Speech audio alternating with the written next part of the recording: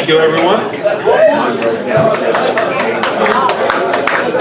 I want to welcome everyone to our monthly meeting. This is the free education event put on by the Worcester Tea Party. We're very happy to have our speakers tonight. And as is our tradition, I will ask everyone to be upstanding as they are able as we pledge allegiance to our flag. I pledge allegiance to the flag of the United States of America and to the republic for which it stands, one nation, under God, indivisible, with liberty and justice for all. There is somebody sitting here. That one's empty. Love to have you. Well, that one's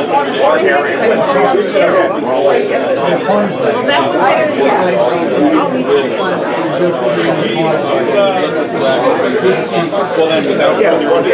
Without further ado, let's bring up Hal and have him do his introduction. Okay. Well, thank you, ladies and gentlemen. I know it's going to be a little awkward in this group with other people going on, so I will do the best I can here. I want to thank Chris Mader for inviting us. Of course, my name is Hal Sherlock. I think everybody here knows me. I'm the director and co-founder of Camp Constitution. So before we introduce Reverend Steve, I want to just discuss what we're doing at Camp Constitution. Mike had a very good point. He said we need to get young people involved. That's been my burden for many years. And our motto of our camp is honoring the past, teaching the present, preparing the future. And that's something we've been doing at camp. And we are a year-round entity. We have a lot of year-round events. And one of the things we did just last week on Boston Common is have an information table offering a 10-question quiz to all the people that stopped by. And we had a great time. We probably gave out about 30 or 40 constitutions, and we're just there for a few hours. We had a lot of young people that took a real interest in the Constitution, and these are things that other organizations should do because that's how we're going to grow. We're going to become more influential. And it's a lot of fun to get out there and talk to people. And it was interesting, all the out-of-staters did very well most of them. All the people from Massachusetts. And one of the biggest problems we have is the lack of understanding of our document, our organic document, freedom document. And even when you ask the average person what type of government we have, most people will say democracy. You ask them who is your member of Congress, they'll look at you like, what's that? You see, so we have a work cut out for us. And when you're in an event, when you think you have a certain amount of understanding of issues and you drop things like Common Core or Agenda 21, they look at you with, a deer in the headlight. Now, about a year ago, my good friend and colleague and brother from another mother, Stevie Crabb, loaned me a DVD of a black patriot activist from Colorado, and he's telling the white Tea Party people, he says, you've got to reach out to the people in the inner cities. Go to their churches, get involved. That's how you ingratiate yourself. That's how we have an important message for people in that group. And I took that to heart, and I reached out to Pastor Bruce Wall. And I've known him not very well, but for a number of years. And he had an Agenda 21 problem, and he didn't really know it. A parking lot that's across the street from his church that was once a storefront and an abandoned house where they shot dope. Buildings were torn down, and he was asked by the mayor at the time to sort of be the guardian of that parking lot. They tore the homes down. They never even paved it. 25 years ago, that parking lot, they couldn't give away that property. Today it's worth $10 million. And the Agenda 21 policies are calling for dense populations in the urban areas, and where they wouldn't give a building permit for 3 units, they're going to put 40 units there, and so forth. And people from the suburbs move in, and the people that can't, all the property values go up. But guess what happens? The people, the working poor, the low middle class, they can't afford to live in their own neighborhoods anymore. So we hope this, I joined his little outreach event, and I had Dr. Kishore with me. And then when we brought Reverend Kraft up, I said, we'd love to have him on his radio show. Bruce Wall has a daily radio show. And I just simply Facebook messaged him the flyer of the event that we had in Mattapan yesterday. He got back to me, he said, you can come on for an hour and you do the interview.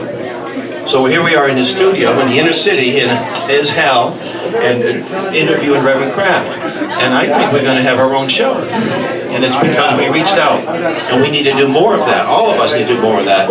You know, this eat, meet, and retreat stuff isn't going to win the day. It will not win the day. So let me just tell you a little bit about our camp. We started this camp in the winter of 2008.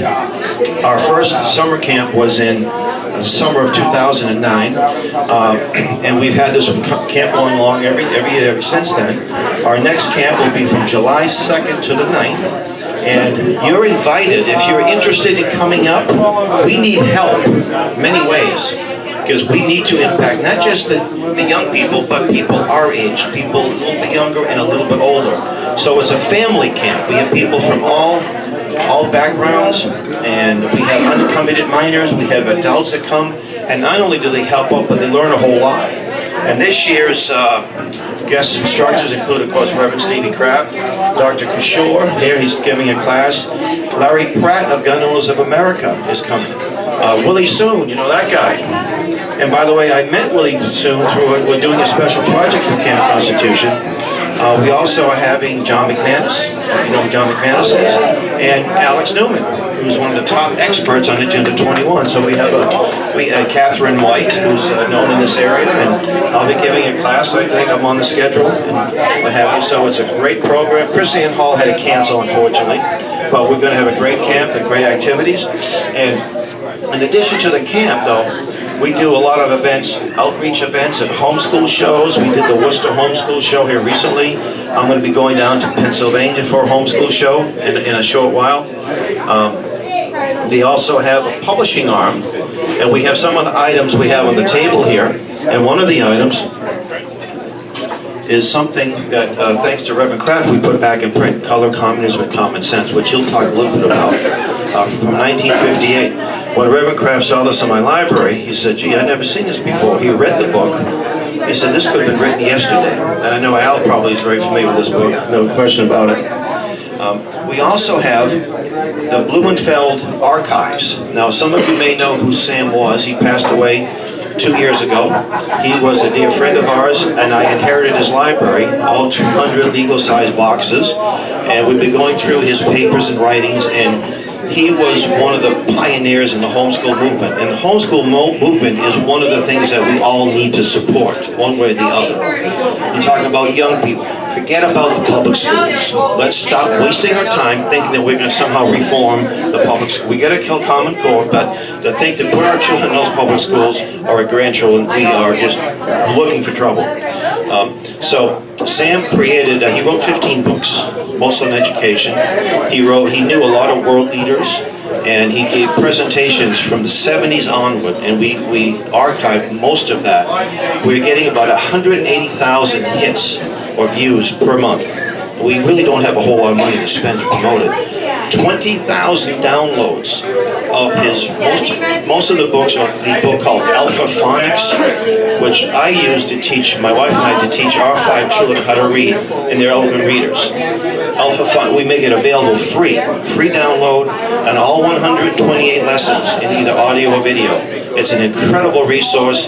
Please, if you can go to the website, please pass this message on to people in your circles, copy and paste. If you write a blog, write about it.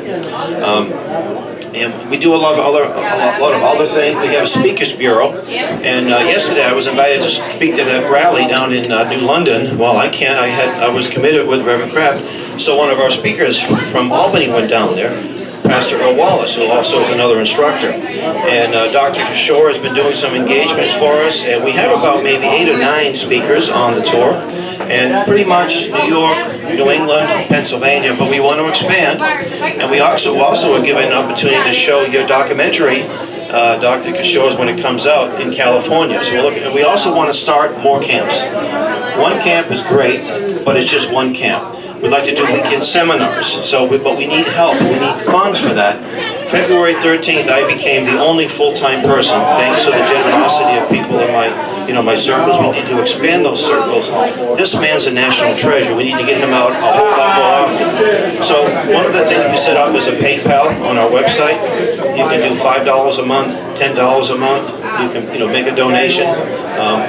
A lot of folks have donated books, and I've been able to sell a whole lot of books, and that helps with things too. So if you're able to help out, if you want to get a tuition, if you have a business and you want to become a sponsor, we'll put your business, then it becomes an ad. It becomes basically an ad or an advertisement. But we need your help, and the burden is to get young people involved and make it exciting for them, and that's what we do at Camp Constitution. So at this point, I'm going to invite Reverend Stevie Kraft. Reverend Kraft is from New Jersey, born and raised, spent a little time in the South Bronx when he was a younger man. He's an Army veteran like myself, and he's the author of a few books. I'll talk about one of them.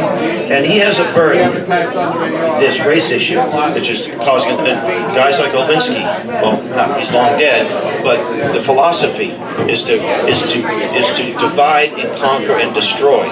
So suspicion and hatred, and we need to have voices like Reverend Kraft's out there. So Rev, here you go.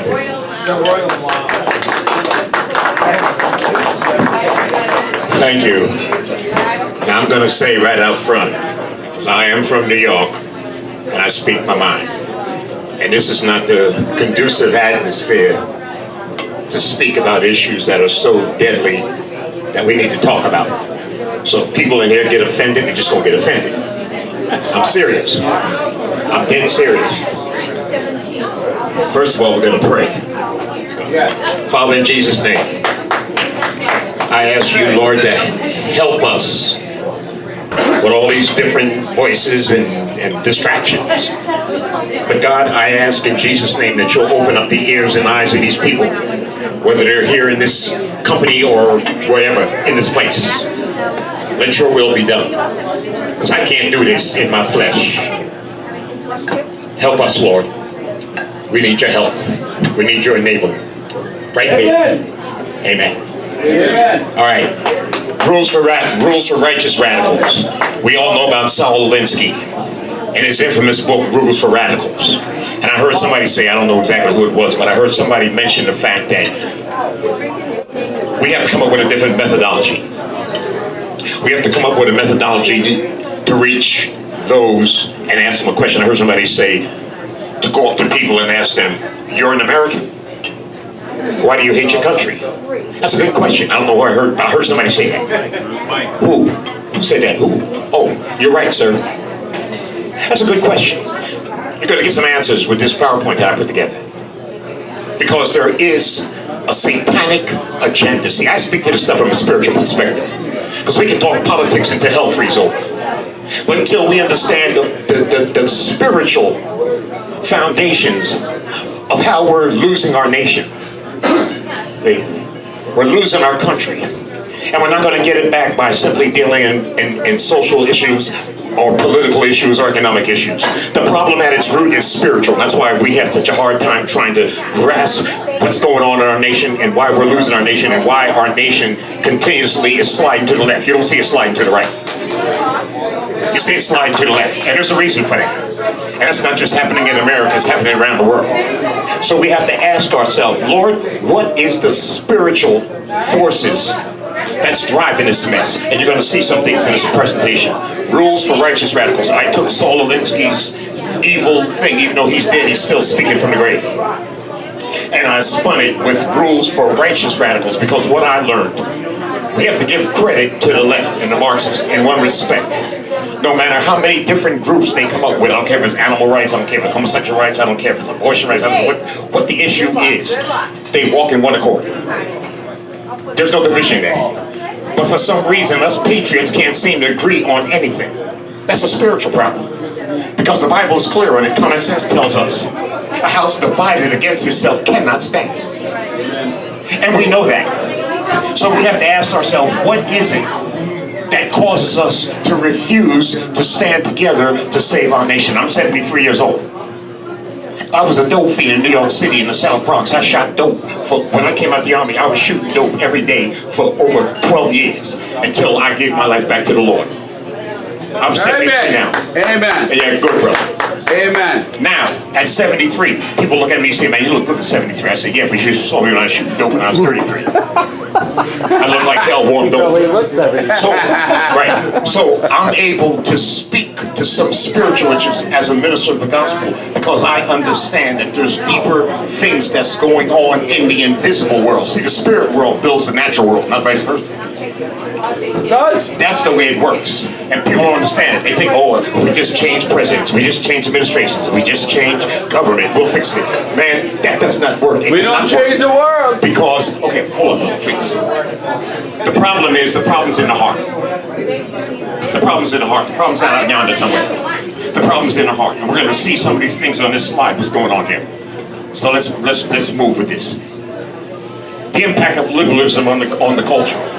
Organizing for power, manipulating the poor, community organizing, Marxists, socialists, and atheists. We've heard a lot in the last 8 years about community organizing. Off the top of our head, that sounds somewhat, what's the big deal? We never really put a handle on that until Obama got in office in 2008. Now, community organizing has gone to a total new level. So we have to unpack this community organizing thing and find out what's that all about. Saul Alinsky, he wrote this on the back of the Rules for Radicals. He said, lest we forget, at least an over-the-shoulder acknowledgement to the very first radical from all our legends, mythologies, and history, and who is to know where mythology leaves off and history begins, or which is which. The first radical known to man who rebelled against the establishment and did it so effectively that he at least won his own kingdom was Lucifer. Think about that, y'all. And yet, Hillary Clinton and Barack Obama were trained by this dude, and he's dead. Now, right there, that tells you right there, Rules for Radicals has something much deeper going for itself of why everybody is sliding to the left when this dude here is telling you that the first radical that won his own kingdom, and his kingdom is the kingdom of darkness, the kingdom of Satan, the kingdom of evil. And who's he giving credit to? The devil. Very good. The devil. So let's move through this here and see what we discover. Organizing for power. Now you're going to find out what this community organizing business is really all about. What do we see happening in America now? Almost at the drop of a hat. I don't care if it's Berkeley, I don't care if it's New York, I don't care where it is. What do you see? You see agitation, you see aggravation, you see education, and you see organization. Think about all these spontaneous riots, protests, March for Women, World Without Immigrants, this group, that, and these things come out of thin air. Overnight, everybody has the same sign. Everybody got on the same shirt. Everybody even got on the same mask. You think all these people just come out of thin air overnight? No, there's something that's going on behind this. Agitation. Where do you think these riots are coming from? Where do you think all these protests are coming from? I heard somebody talk about what happened on the Boston Common. Sounds awesome. You guys are doing great. On the Boston Common. What was that all about? What's your name? So you're seeing agitation, you're seeing aggravation, you're seeing education, and you're seeing that it's organized. It's not willy-nilly. Look at these points here. Look what Alinsky taught Clinton. Look what he taught Obama. Look what he taught all of these community organizers, whether they're run-of-the-mill or whether they're well-known names. First, politics is all about power relations. But to advance one's power, one must couch one's positions in the language of morality. Right? You see anything there? We're the good guys. You're the bad guys. Look at the next one. Change is brought about through relentless agitation and troublemaking. Anybody tying the dots here? Connecting the dots here? Of a kind that radically disrupts society as it is. We could stop right there. We see that in our face every day. The next one, there can be no conversation between the organizer, the community organizer, and his opponents. The latter, that's us, must be depicted as being evil. Oh, them right-wing, conservative, You can forget trying to work with these people. It's not going to happen. It's not going to happen because they're being driven by a spiritual entity. They don't even know half the times what they are demonstrating about. The next one. The organizer can never focus on just a single issue. He must move inexhaustibly from one issue to the next. You know what the purpose of that is? To keep you off guard, to keep you confused. Boom, on Monday, women's rights. Boom, on Tuesday, homosexual rights. Boom, on Wednesday, abortion rights. Boom, on Thursday, animal rights. Boom, on Friday, something else. Boom, on Saturday, something else. So the moment that you try to get a handle on one thing, oh, Agenda 21, we gotta move on here. Boom, then they move over Agenda 21 and move on to the Con. Boom, so you try to get a thing on there, then they come up with, boom, abortion rights. So you try to find something like that, and boom, boom, boom, boom, boom. You keep your opponent off guard. The next one. Taunt one's opponents to the point that they label you a dangerous enemy of the establishment. Why you think they're working on Trump like white on rice? I live in New Jersey. I go to New York just about every week or so. When the Donald, as they used to call him, they don't call him the Donald anymore.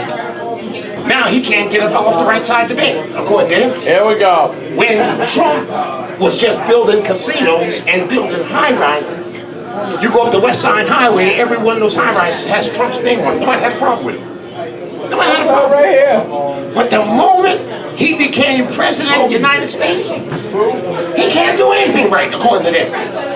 Why is that? And how do you explain that phenomenon simply by talking politics? Most of us in this room are old enough to remember we've seen enough presidents to know you've never seen no hellish mess like this before. With no president.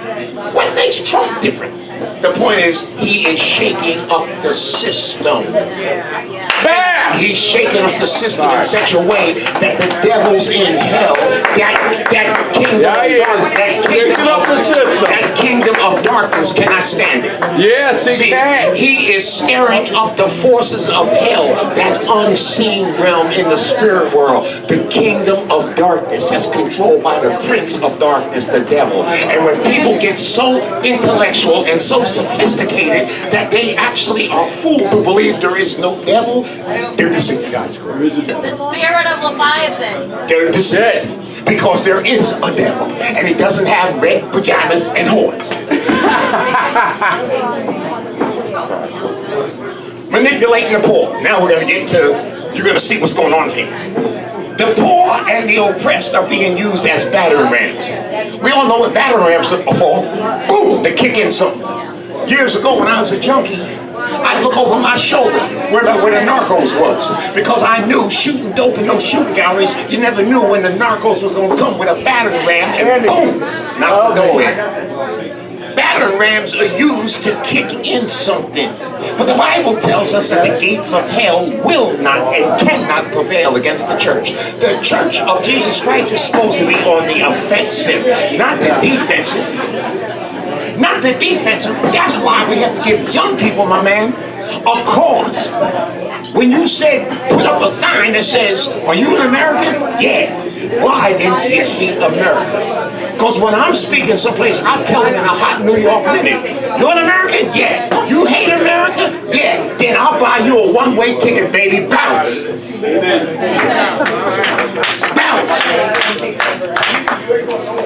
The problem is, they don't hate America. It's that devilish spirit in them that wants to break America. Remember what Obama said in the beginning, in his first term. Transformation or change comes today. That's one thing he told the truth, because he sure did it in 8 years. How do you manipulate the poor as a battering ram? You take legitimate grievances and you use them to make unreasonable demands. Is any of this stuff making sense to you all? What's the legitimate grievances? Jim Crow? Second-class citizenship?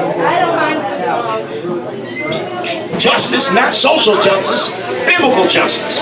Justice is a biblical concept. It has nothing to do with social justice. Biblical justice says justice is a level playing field.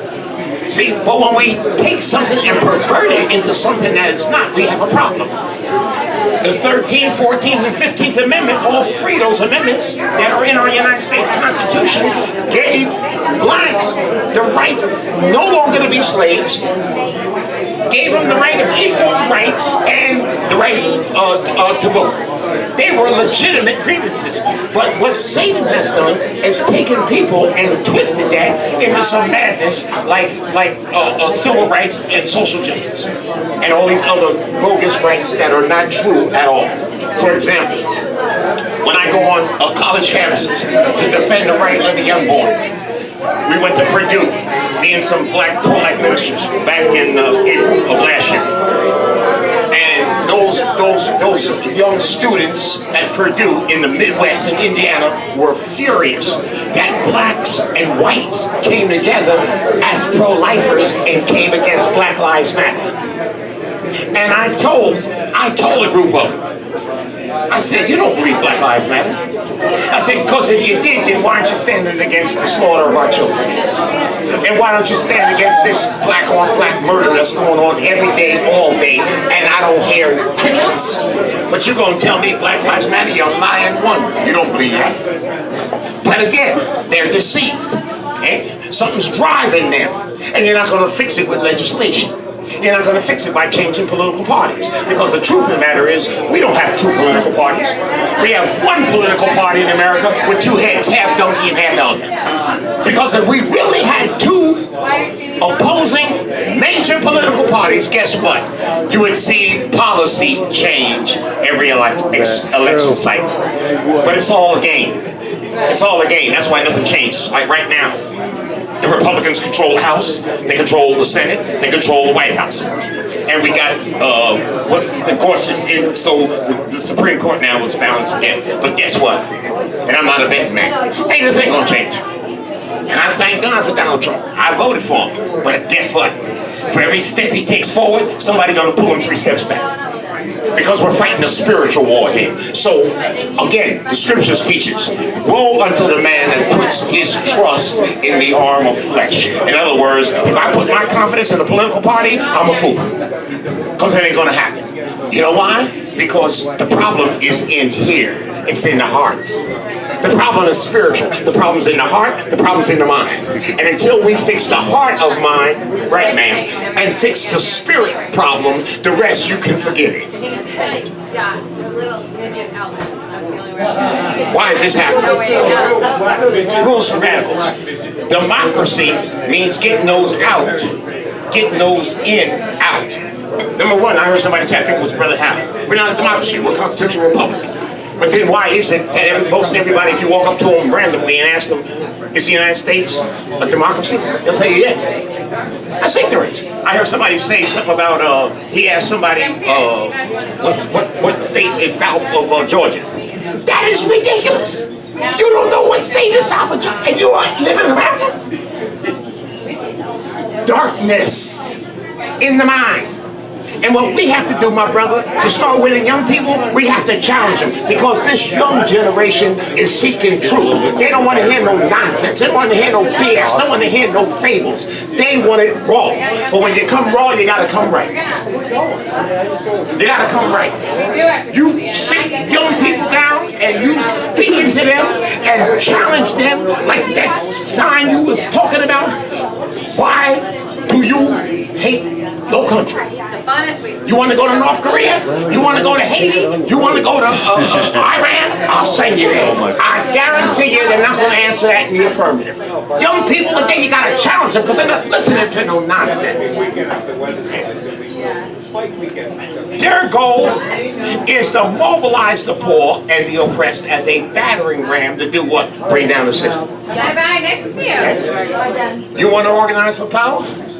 Use the poor as a battering ram. Why is that?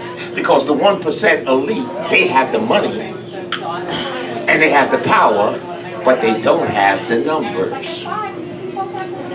Numbers are power. Numbers are power. Numbers are power.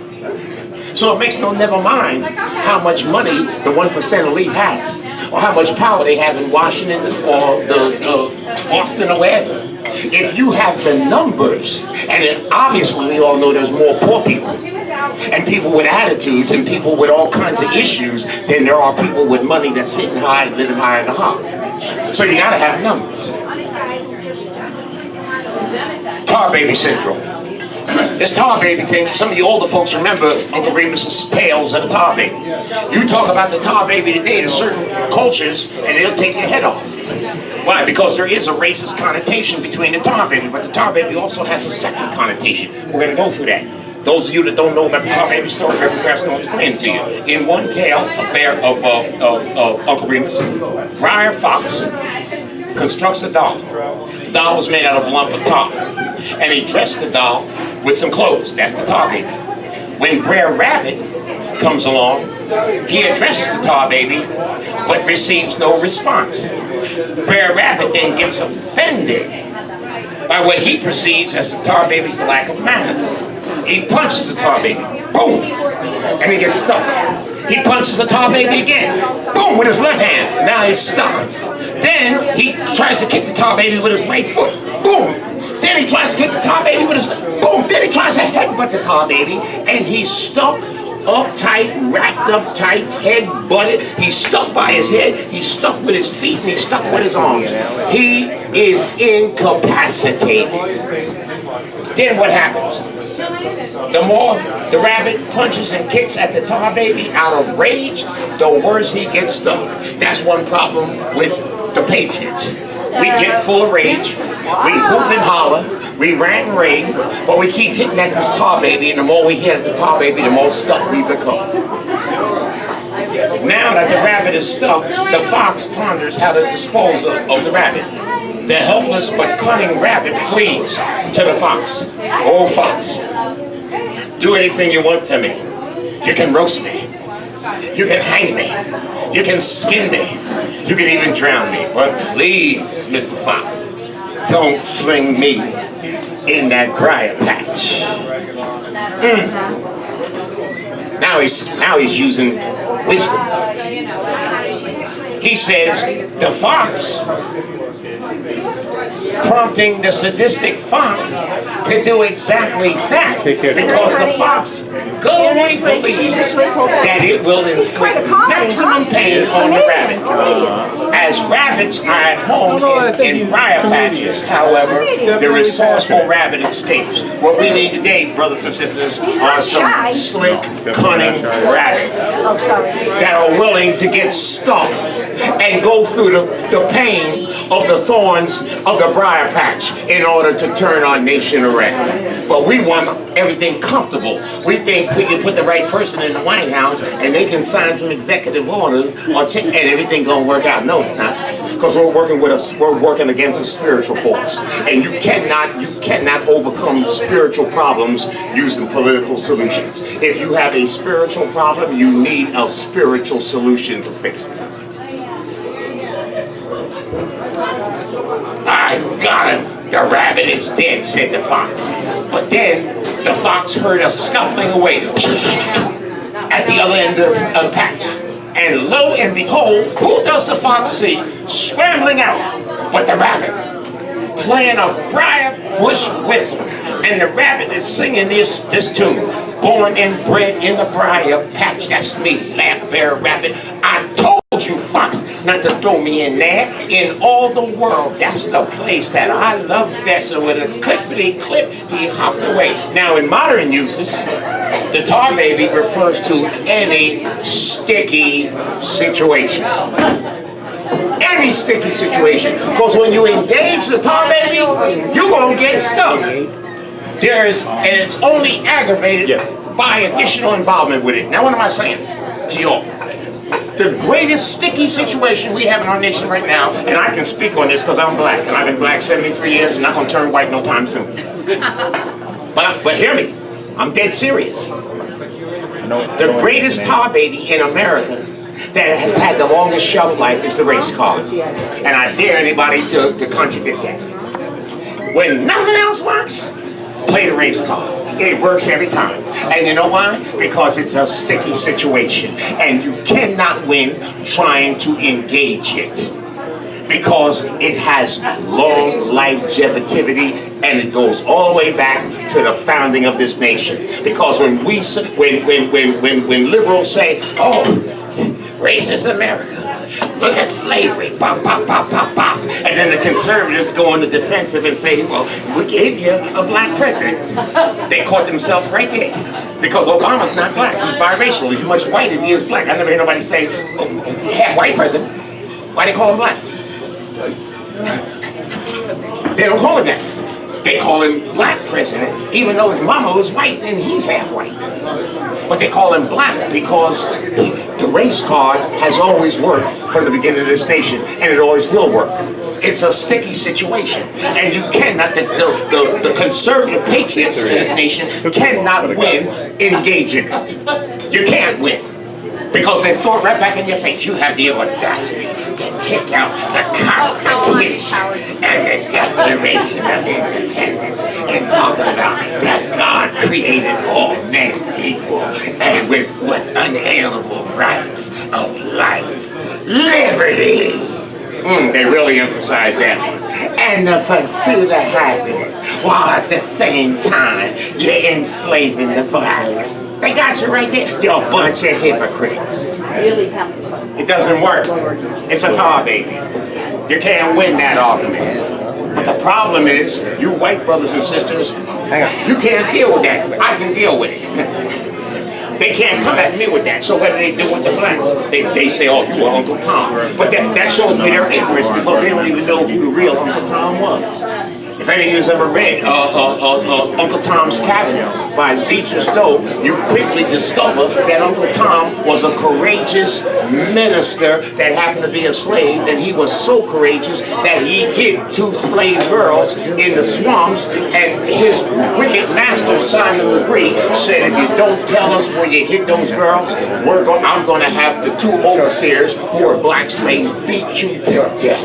And he did not divulge where he hid those girls, and guess what? Those 2 black overseers who were the Uncle Toms beat him to death. But most people don't know that. But what has the left done? They've taken that godly Uncle Tom and made him into some kind of caricature of some kind of a sellout, some shuffling, Lauren, whatever. Here's the symbolism of the Tar Baby story. The fox represents the leftists and the Marxists.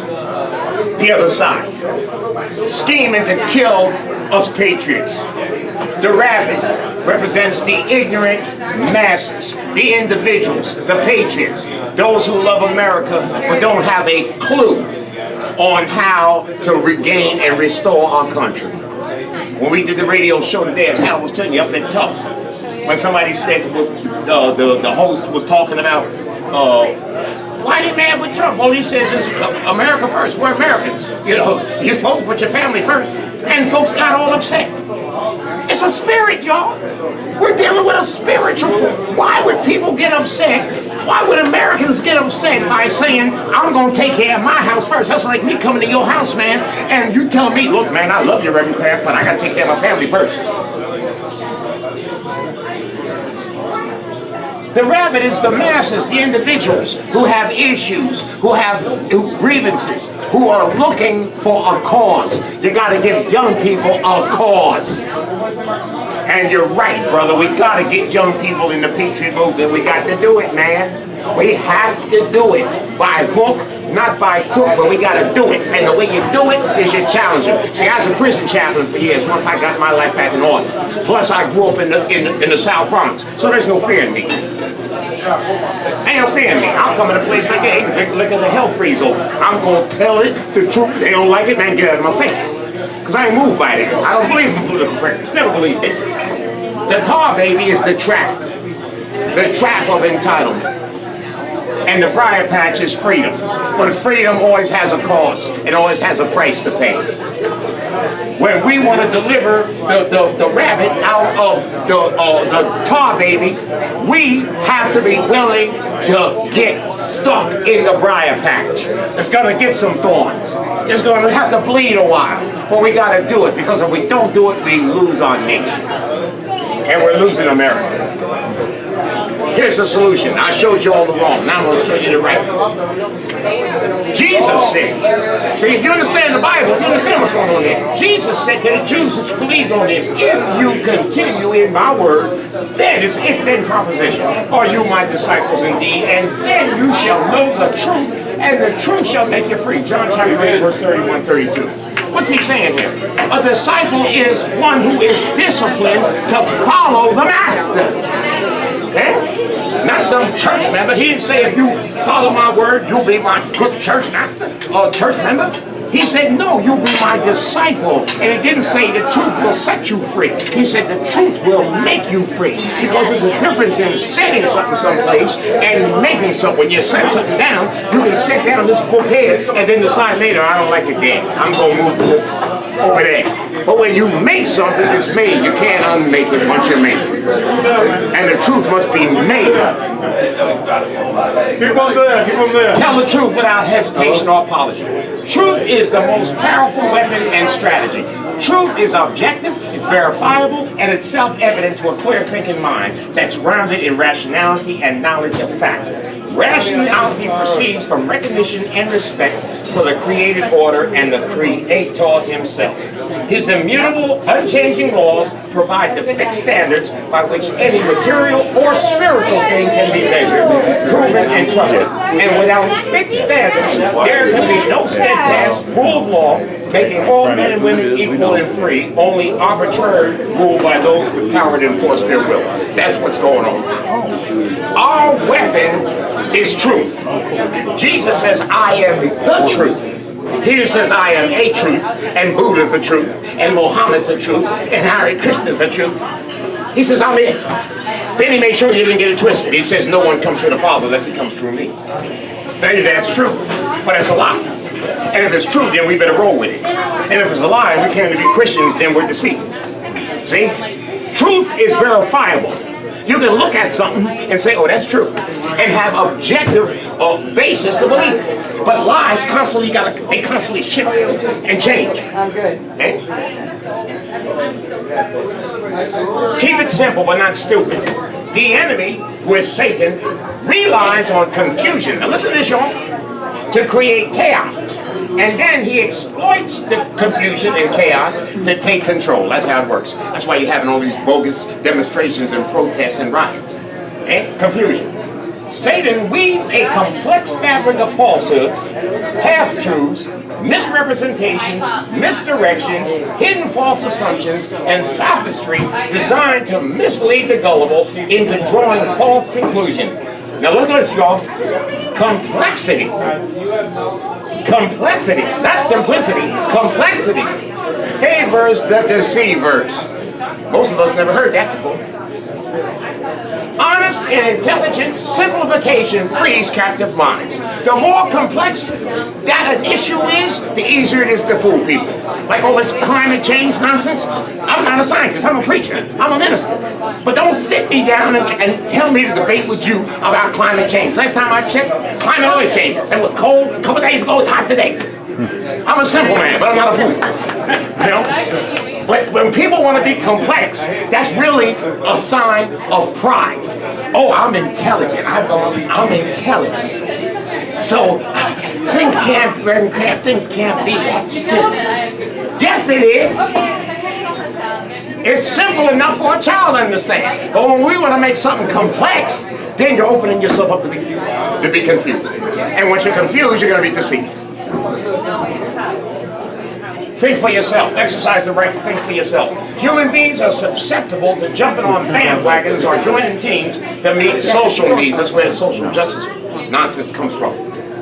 But this makes us vulnerable to manipulation by people who form or control teams to serve their own agendas, such as the Republicans and the Democrats. Okay? Don't get caught up in this Republican-Democrat nonsense. It ain't gonna work, because they're both wicked. Think for yourself. Ask God to show you what's true here, Lord. Because last time I checked, all men and women are sinners.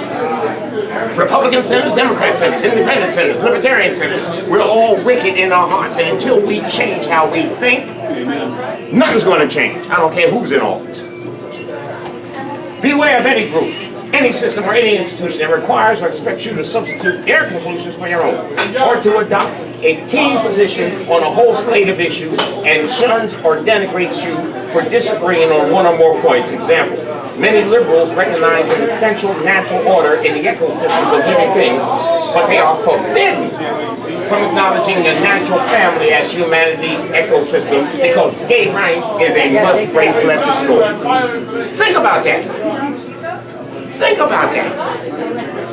There's no logic in Marxist liberal ideology, but it doesn't have to be, because all you have to do is cloud the issue with complex lies and misrepresentations, and they put you on the defensive. Challenging know-it-alls. The elites on both sides, Republicans and Democrats, conservatives and liberals, invariably assume an attitude of moral and intellectual superiority. And it's easy to expose their errors by practicing the Socratic method of interrogation. And it's simple. Ask them, number one, what do you mean by that? And number two, define your terms. Number two, how do you know that's true? In other words, what's your source of authority? You don't have to be an expert on any given topic to take command of the discussion and expose liberal illogic and its lack of sound presuppositions. I'll give you for the number one. When it says, what do you mean by that? When I went to Purdue again, women came at me because I said that they didn't believe in Black Lives Matter. Because if they did, they wouldn't be aborting their children, and they wouldn't be killing each other in the hood. And then I said, what's that sign you have there, reproductive rights? Don't you know it? I thought you was intelligent. You don't know what reproductive rights is? Yeah, I know. I want you to tell me, what do you mean by that? And they'll tell you, oh, the right to terminate our pregnancy. I says, I'm a simple man. I says, to me, reproductive rights means the right to reproduce. Now, I dare anybody to contradict that. Reproductive rights means the right to reproduce, not the right to kill my child. But they twist it. And in so twisting it, because it's complex, you're deceived, because then you back up, oh, women should have reproductive rights. Yeah, the right to reproduce. Simple. But I dare anybody to contradict that. Don't come giving me some bogus definition. You're going to use a term in truth, not some lie. The second one, what's your source of authority? Most of the time, the left will tell you, oh, I feel, or this is my opinion. I tell them, I don't want to hear what you feel. Your feelings change like I change drones. Don't tell me what you feel. I want to know your objective source to believe that. And then they say, well, what's your objective? And then I show them the Bible. I say, I'm a minister. This Bible's going to show out there if you've been here for thousands of years and it ain't been proven wrong yet. What's your thought of objective reality? They don't have one. They're going to tell you what some man said, or what they think, or what they feel. I don't care about what you feel. Is it true? Let's go a little further. We're almost done. Avoid the tar babies. Any sticky situation. Avoid it. Remember that you cannot persuade a true believer leftist with fact and logic. You can't persuade them. I don't care how much you talk. You can talk to them hell freeze over. You're not going to win them. Intellectually, most of them embrace a closed-loop cultural Marxist narrative that is similar to paranoid schizophrenia. And if someone proves himself incapable of recognizing self-evident truths, such as denying the humanity of an unborn baby, while at the same time looking at an advanced stage ultrasound image, disengage immediately. In other words, don't engage it. Pull back. Avoid the tar baby. Why? Conservative populists should largely ignore the left and their delusions, because that's what they're delusions. But these delusions work. And just focus on taking the seats of power away from them.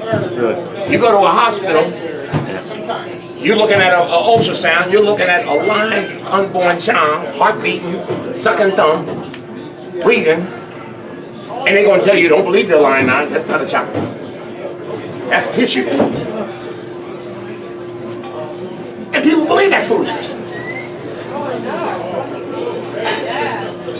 Last slide. Be an army of one. Paradoxically, populism is a movement of individuals whose common denominator is the Constitution. And unlike our cultural opponents who hold a hive mind mentality of big government status, our true strength isn't in our numbers, but in the rightness of our cause. The Patriots shall prevail in the end. We saw that right here in Massachusetts during the Super Bowl, even in the National. You saw what happened in the end of the fourth quarter. Patriots prevailed. Well, in the spirit, the same thing holds true. Okay? We don't have the numbers, but the numbers are out there, brother. You're correct. We got to win the youth. And the way you win the youth is you confront them with truth. Because that's what they're looking for. They're not going to listen to nonsense. They will not listen to it. And they're not going to listen to your right-wing arguments. You sit them down, like you said, walk up to them and say, sir, you believe in Marxist ideology? Are you an American? Why do you hold that view? What is your source of authority? What do you mean by that? And make them talk to you. Challenge them. Guess what? You ain't gonna win all of them, but I guarantee you, you'll win some. Because it's gonna resonate in their hearts. But our problem is we're too busy trying to politicize and talk all this nonsense about Republicans and conservatives and Trump and Obama. That mess. Young people don't want to hear that. It's mess. Because it's too complex. Climate change and Agenda 21 and throw that mess out the window. Confront them with common sense truth that is undeniable. And if they say, I don't want to hear that, then, as the Bible says, kick the dust off your feet and keep it moving. Because you're not going to win them. But there are some that'll say, you know what? I hear you. You're coming across to me as being truthful and being real. Young people today want it real. As we say in New York, give it to me raw and real. They want it real. And if you ain't coming real, you might as well get out the fight. Because this is the war. And the war is spiritual. And it's real, not political. So what I want to encourage all of you as we conclude this is simply this. We got to change our methodology. We got to go out on the offensive, not the defensive. And we got to stop putting politics first and then putting the gospel on the side. We got to put the gospel first. Jesus is the answer. So now we got to ask, what's the question? The question is, are we going to save our nation or lose it? Because I was born October 10th, 1943, and I've never seen any mess like we got now. This stuff's dangerous. And it's from Satan. You saw Olinsky say it out of his own mouth. So the question becomes, for those of us who don't believe it, why is it, since Olinsky is dead, why is it that Obama and Hillary Clinton and the Marxists are using it and he's dead and it works? Answer that question if you think this is not spiritual. It works because Olinsky told you. He said it came from the father of lies, the devil. So in that, I'm done. Hopefully you guys got something out of this. Taking the questions? No, we'll do it informally. Okay, what you can do if you can talk to me on a one-on-one. These two books, Color, Communism, and Common Sense, Camp Constitution, we reprinted this. And basically what's talking about in this book here, and for donation to the ministry, $10 for both books. Well, $10 to get both books. Oh, yeah. In Color, Communism, and Common Sense, a black gentleman named Manning Johnson, his picture is right there. He was a communist at high levels as a black man because he believed the lie that socialism and Marxism and communism was going to be the salvation of the black man. But then as he got deeper into their ideology and even went to the Kremlin, he found out that it was all a lie. And because he had a Christian background, see, that's one thing about black folks. Most black people have a spiritual background. Most black people have a Christian background. And because of that, and most black people are very spiritual because we understand, we can see into the spirit realm. See? And as a result, what happened was, when he denounced the communists, he wrote this book. And in this book, when you read it, it's like reading something that's going on right now. So this is one piece, and then this one here, Morality and Freedom, I wrote this one, America's Dynamic Duo. And on the back of it, I put this, I said, what is wrong does not become right simply because many people say so. See, that is a simple idea, but it's true. I can tell you the hell freeze over that murder is right, but it's not. And internally, in our spirit and in our conscience, we know it's not right.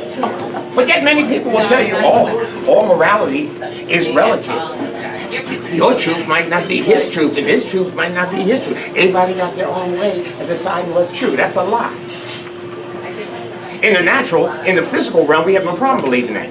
Ain't nobody gonna tell you, well, I don't believe in gravity. Yeah, you don't go up on that building and jump. Ain't nobody gonna debate you there. But when you start talking about spiritual matters all of a sudden, and moral matters all of a sudden, well, everybody got their own way of thinking. Yeah, well, they wrong. And you gotta confront them and show them that they're wrong and show them why they're wrong. Because truth doesn't need no explaining. It's obvious. This one says, what is wrong does not become right simply because many people say so. America was founded on Judeo-Christian morality where transcendent and absolute truth is derived from the Bible. And I challenge the reader to reject the moral relativism that's prevalent in today's society. We must reject spiritual slavery. See, the slavery went off the handcuffs and now it's in the mind. And it's more deadly because you can't see it. For where the Spirit of the Lord is, there is liberty. The Bible says that as a man thinketh, so is he. Our problems in America are the way we think. And that's why we're losing our nation. Because our thinking is twisted. So in closing, if any of you guys want to talk to me, you can come and pick up some of this material and you can come talk to me. Oh, who should I turn this over to? No, me. Thank you. Thank you. Thank you.